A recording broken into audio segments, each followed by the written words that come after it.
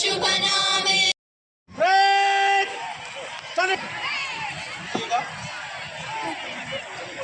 ಇದೀಗ ನೋಡ್ತಾ ಇದ್ದೀರಾ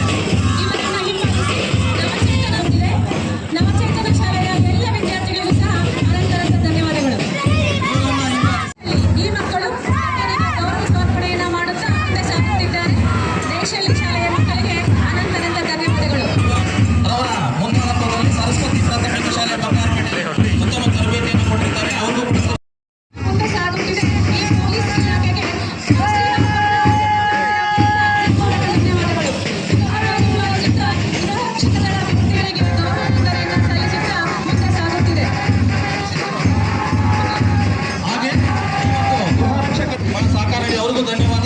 ಮುಂದೆ ಸರ್ಕಾರಿ ಪದವಿ ಕಾಲೇಜಿನ NCC ತಂಡ, ಇದು ಕೂಡ ಅಷ್ಟೇ ಇಡೀ ನಮ್ಮ ಕೋಲಾರ ಜಿಲ್ಲೆ ಕರ್ನಾಟಕ ರಾಜ್ಯ ಪೊಲೀಸ್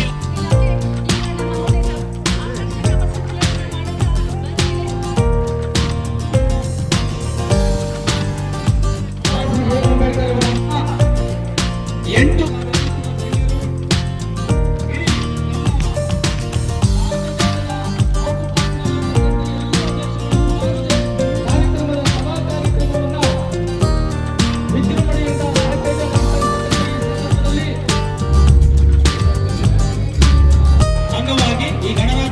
ಕಾರಣೀಭೂತರಾದಂಥ ಡಾಕ್ಟರ್ BR ಅಂಬೇಡ್ಕರ್ ಅವರು ಮತ್ತು ರಾಷ್ಟ್ರಪಿತ ಗಾಂಧೀಜಿಯವರ ನೇತೃತ್ವದಲ್ಲಿ ನಮ್ಮ ಭಾರತದಲ್ಲಿ ಮಾರ್ಪಾಡು ಮಾಡಿದ್ದು ಅವರ ಒಂದು ಭಾವಚಿತ್ರಗಳಿಗೆ ಗೌರವ ನಮನವನ್ನು ಪುಷ್ಪ ನಮನವನ್ನು ಸಲ್ಲಿಸಿದಂತ ಎಲ್ಲ ಗಣ್ಯರಿಗೂ ಧನ್ಯವಾದಗಳನ್ನು ತಿಳಿಸ್ತಾ ಇದ್ದೀವಿ. ಈ ಒಂದು ನಾಯಕರ ತತ್ವ ಆದರ್ಶಗಳನ್ನು ನಾವೆಲ್ಲರೂ ಸಹ ಅನುಸರಿಸೋಣ ಅಂತ ಹೇಳ್ತಾ ಪುಷ್ಪ ನಮನವನ್ನು ಸಲ್ಲಿಸುತ್ತಿದೆ. ಅದೇ ರೀತಿಯಾಗಿ ನಮ್ಮ ಬಂಗಾರಪೇಟೆ ತಾಲೂಕಿನಲ್ಲಿ ಸಹ ಈ ಒಂದು ಸಮಾರಂಭವನ್ನು ತುಂಬಾ ವಿಜೃಂಭಣೆಯಿಂದ ಆಯೋಜಿಸಲಾಗಿದೆ. ಗಣರಾಜ್ಯೋತ್ಸವದ ವಿಶೇಷವೇನೆಂದರೆ, ಯಾಕಾಗಿ ನಾವು ಈ ಒಂದು ಆಚರಣೆ ಮಾಡುತ್ತಿದ್ದೇವೆ ಅಂದರೆ 1950 ಜನವರಿ 26ರಂದು ನಮ್ಮ ಸಂವಿಧಾನವನ್ನು ವಿದ್ಯುಕ್ತವಾಗಿ ಜಾರಿಗೆ ತರಲಾಯಿತು. ಈ ಒಂದು ನೆನಪಿಗಾಗಿ ನಾವು ಪ್ರತಿ ವರ್ಷ ಗಣರಾಜ್ಯೋತ್ಸವವನ್ನು ವಿಜೃಂಭಣೆಯಾಗಿ ಆಚರಿಸುತ್ತಿದ್ದೇವೆ. ಈ ಒಂದು ಸಂವಿಧಾನ ಜಾರಿಗೆ ಬಂದಿದ್ದರ ಇಂದಿನ ಒಂದಷ್ಟು ಸಂವಿಧಾನದ ಐತಿಹಾಸಿಕ ಹಿನ್ನೆಲೆಯನ್ನು ನಾವು ನೆನೆಸಿಕೊಳ್ಳೋದೇ ಆದರೆ 1773ರಲ್ಲಿ ಅಂದರೆ ಬ್ರಿಟಿಷರ ಆಳ್ವಿಕೆ ಕಾಲದಲ್ಲಿ ಸಂವಿಧಾನವನ್ನು ಒಂದು ಬ್ರಿಟಿಷರ ಆಡಳಿತಕ್ಕೆ ತಕ್ಕಂತಹ ಒಂದು ಸಂವಿಧಾನ ಒಂದು ಜಾರಿಯಲ್ಲಿತ್ತು. ಮೊದಲನೇದಾಗಿ 1773ರಲ್ಲಿ ರೆಗ್ಯುಲೇಟಿಂಗ್ ಆಕ್ಟ್ ಹಾಗೂ quit India act, charter act, ಭಾರತ ಸರ್ಕಾರ ಕಾಯ್ದೆ, ಇಂಡಿಯನ್ ಕೌನ್ಸಿಲ್ ಕಾಯ್ದೆ, ಮಿಂಟೋ ಮಾರ್ಲೆ ಆಕ್ಟ್ 1909, 1919ರ ಮಾಂಟೆಗೋ ಚೆಮ್ಸ್ಫರ್ಡ್ ಆಕ್ಟ್, ಭಾರತ ಸ್ವಾತಂತ್ರ್ಯ ಕಾಯ್ದೆ. ಈ ಕಾಯ್ದೆಗಳ ಒಂದು ಮೂಲ ಹಿನ್ನೆಲೆಯಲ್ಲಿ ಸ್ವಾತಂತ್ರ್ಯ ನಂತರ ನಮ್ಮ ಭಾರತಕ್ಕೆ ತನ್ನದೇ ಆದಂತಹ ಒಂದು ಸಂವಿಧಾನವನ್ನು ರಚನೆ ಮಾಡಿಕೊಳ್ಳುವಂತಹ ಅಗತ್ಯತೆ ಮತ್ತು ಸವಾಲು ಎದುರಾದಾಗ ಆ ಒಂದು ಮಹಾನ್ ಕಾರ್ಯಕ್ಕಾಗಿ ಡಾಕ್ಟರ್ BR ಅಂಬೇಡ್ಕರ್ ಅವರಂತಹ ಮಹಾನ್ ಮಾನವತಾವಾದಿಯನ್ನ ಆಯ್ಕೆ ಮಾಡಿದ್ದು ನಮ್ಮೆಲ್ಲರ ಸೌಭಾಗ್ಯ ಎಂದು ನಾನು ಈ ಸಂದರ್ಭದಲ್ಲಿ ಸ್ಮರಿಸುತ್ತಿದ್ದೇನೆ.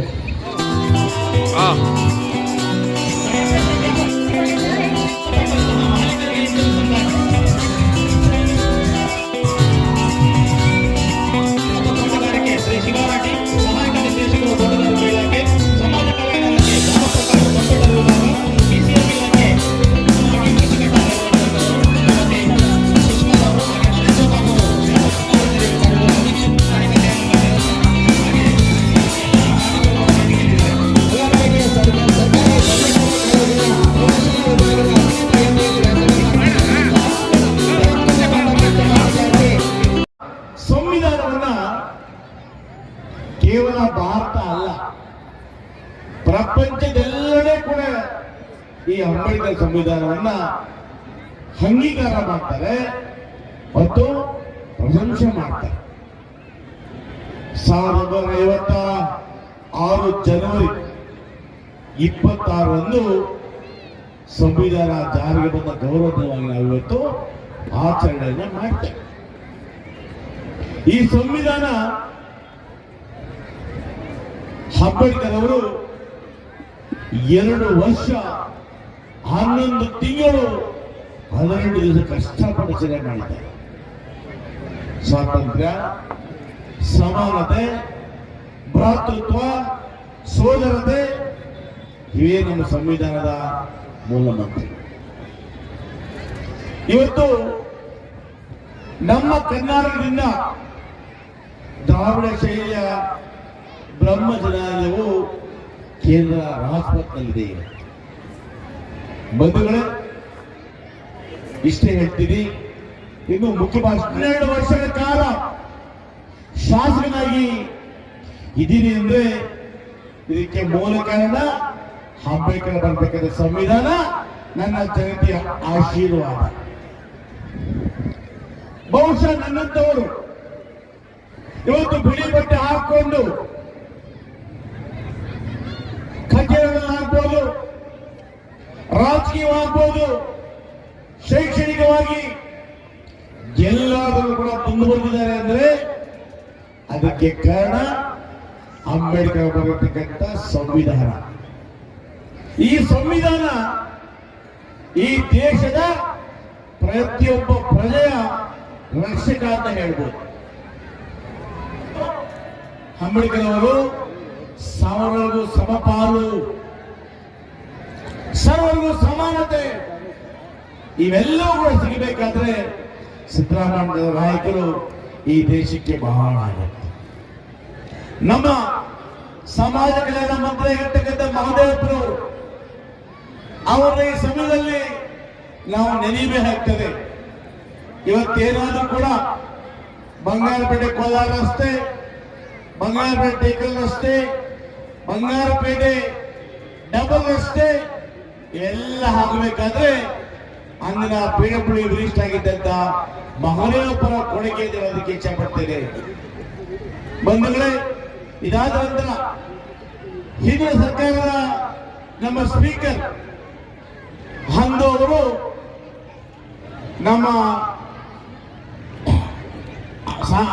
ಆರೋಗ್ಯ ಮಂತ್ರಿಗಳಾಗಿದ್ದು ಆ ಸಮಯದಲ್ಲಿ ಇವತ್ತು ಬಂಗಾರಪೇಟೆ ಆಸ್ಪತ್ರೆ ಕಟ್ಟಲಿಕ್ಕೆ ನನಗೆ ಸಹಕಾರ ಕೊಟ್ಟು ಇವತ್ತು ಕೋಲಾರ ಜಿಲ್ಲೆಯ ಆಸ್ಪತ್ರೆ ಮೊದಲನೇ ಸ್ಥಾನದಲ್ಲಿದೆ. ಪಿಯು ವಿಭಾಗ ಮತ್ತು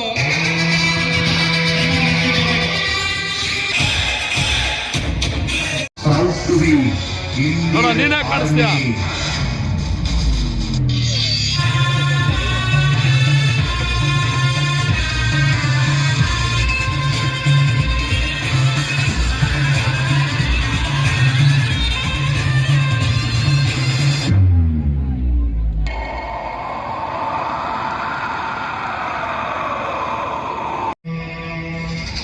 Based on the intelligence report, Indian troops are en route to the border, prompting the need for offensive in Pulwama.